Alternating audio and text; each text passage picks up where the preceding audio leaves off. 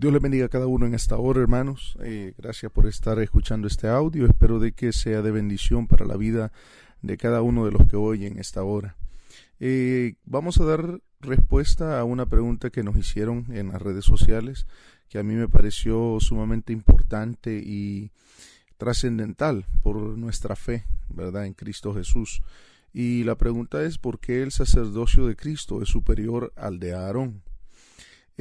Aunque la pregunta pudieran algunos pensar de que tiene una respuesta bastante sencilla, tiene mucha profundidad.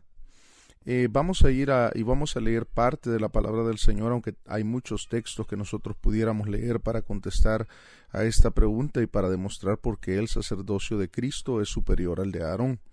Pero hay un texto en Hebreos, o una parte de la palabra del Señor, en el libro de Hebreos, en el capítulo 7, del verso 22 al 28, dice así: Por tanto, Jesús es hecho fiador de un mejor pacto, y los otros sacerdotes llegaron a ser muchos debido a que por la muerte no podían continuar. Mas este, por cuanto permanece para siempre, tiene un sacerdocio inmutable, por lo cual puede también salvar perpetuamente a los que por él se acercan a Dios, viviendo siempre para interceder por ellos.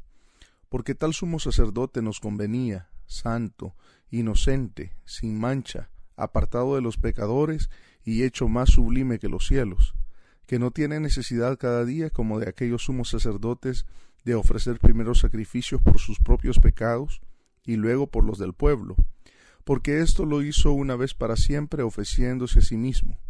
Porque la ley constituye sumos sacerdotes a débiles hombres, pero la palabra del juramento posterior a la ley, al Hijo hecho perfecto para siempre. Solamente este párrafo o esta parte de la Escritura ya nos arroja bastante luz en cuanto al tema. En primer lugar, tenemos que ver la superioridad del sumo sacerdote, es decir, la persona que lleva la batuta, es decir, que lleva la autoridad principal en lo que es el sacerdocio. Nosotros sabemos de que el primer sumo sacerdote fue Aarón, pero Aarón ya tenía ciertas manchas, ¿verdad?, en su vida, como nosotros sabemos. Él fue el que construyó el becerro de oro para que el pueblo adorara. Anteriormente, cuando Moisés estaba recibiendo los 10 mandamientos en el monte Sinaí. Y así tenemos algunas otras cosas que ya están como una mancha en la vida de Aarón.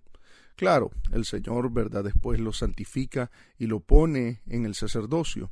Sus hijos también estaban en este oficio, pero veamos la superioridad del sumo sacerdocio de Aarón comparado con la superioridad del sumo sacerdocio de Cristo. Claro, entre sus hermanos Aarón era superior porque era quien intercedía por ellos, por el pueblo, por sus hermanos hacia Dios, y que representaba a Dios para el pueblo, para sus hermanos. Pero ahora la palabra del Señor nos dice acá que tal sumo sacerdote nos convenía, y aquí están las características de este gran sumo sacerdote refiriéndose a Jesucristo: santo, inocente, sin mancha, apartado de los pecadores y hecho más sublime que los cielos. Y fíjese lo que dice la palabra del Señor, que no tiene necesidad cada día, como aquellos sumos sacerdotes, de ofrecer primero sacrificios por sus propios pecados y luego por los del pueblo. ¿Por qué? Porque era santo y es santo. El Señor Jesucristo, aunque con un cuerpo humano como cualquier persona, es santo, vivió en santidad. Y eso es algo que no tenía ni Aarón ni ninguno de los sacerdotes que hubieron en el sacerdocio levítico. Por eso, y eso es lo primero que tenemos que considerar, la superioridad de la persona, del sumo sacerdote. Ahora, lo segundo que podemos nosotros considerar es que este sumo sacerdote, hablando de nuestro Señor Jesucristo, permanece para siempre. Fíjese lo que dice la palabra del Señor. Los otros sacerdotes llegaron a ser muchos debido a que por la muerte no podían continuar. Pero este, por cuanto permanece para siempre, tiene un sacerdocio inmutable. Y esto es algo muy lindo, nos llena de esperanza a nosotros como cristianos y nos hace reconocer de que el Señor a que nosotros servimos vive para siempre. Si nosotros vemos toda la vida de los sacerdotes en el tiempo desde antes, desde que se estableció el sacerdocio levítico, todos envejecían y todos morían. Es decir, se iban relevando y iban pasando la autoridad y iban pasando el legado a sus hijos, después a sus hijos, y así iban, según la casa sacerdotal a la que correspondía. Pero este sumo sacerdote, Cristo Jesús, permanece para siempre. ¿Y cuál es la bendición para nosotros como cristianos de que Jesucristo permanece para siempre? Es de que la palabra del Señor aquí mismo lo dice: vive para siempre para interceder por ellos. Lo dice en el verso 25 mucho más claramente: por lo cual también puede salvar perpetuamente a los que por él se acercan a Dios, viviendo siempre para interceder por ellos.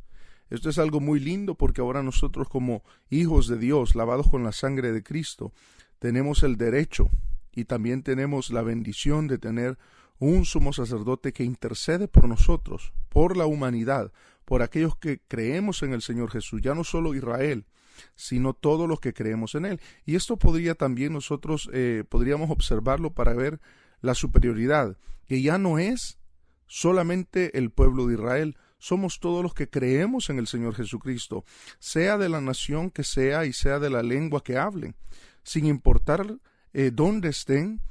Si tienen la misma fe que nosotros en el Señor Jesucristo para salvación, ellos tienen la bendición de ser participantes de este gran intercesor que vive para siempre, dice la palabra del Señor, para interceder por ellos.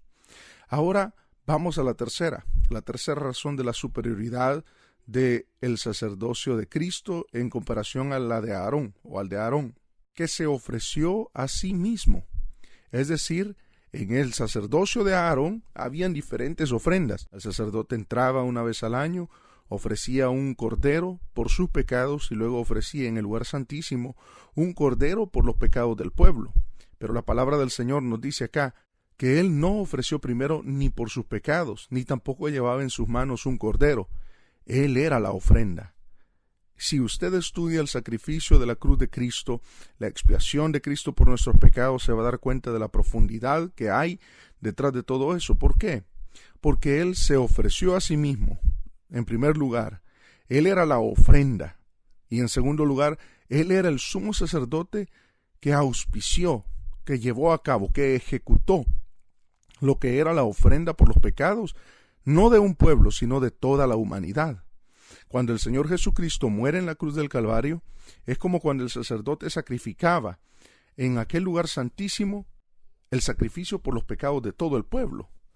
Y vemos nosotros que el Señor muere y 3 días de silencio pasan, casi como aquel silencio que había cuando el sumo sacerdote estaba en el lugar santísimo haciendo el sacrificio.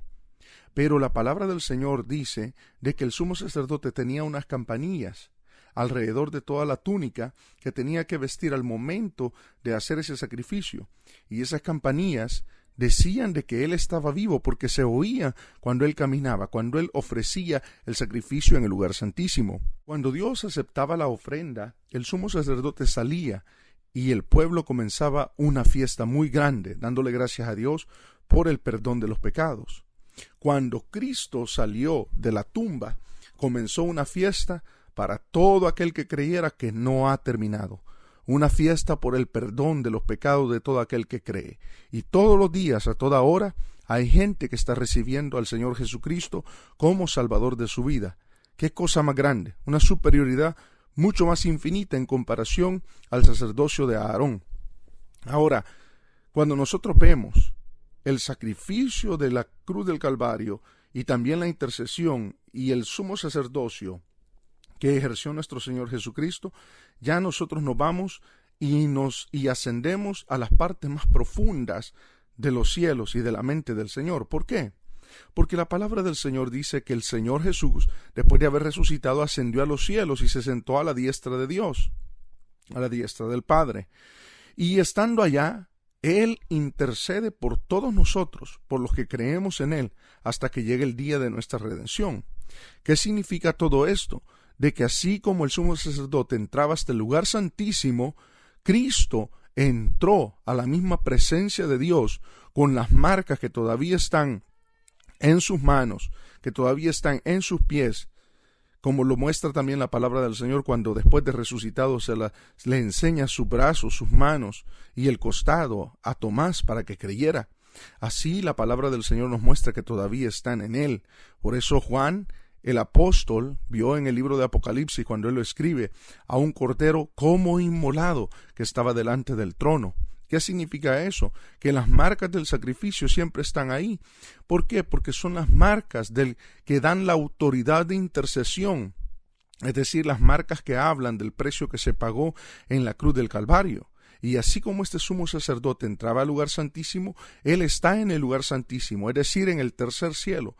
Pero un día saldrá del tercer cielo y vendrá y lo veremos y nos gozaremos por él, ya a celebrar una fiesta espiritual.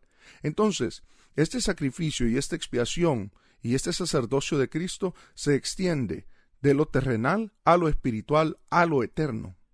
Así como las campanillas atestiguaban de que el sacerdote vivía, el poder del Espíritu Santo y los dones del Espíritu atestiguan, dan testimonio de que nuestro sumo sacerdote Jesucristo todavía está vivo.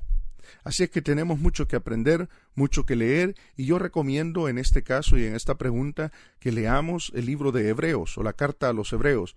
Es una carta en la que vamos a encontrar una profundidad espiritual muy grande y en donde nosotros vamos a ser edificados. Espero, hermanos, de que esta respuesta, aunque quizás no tan corta como haya querido, espero de que haya sido de bendición para sus vidas. Dios les bendiga, hermanos.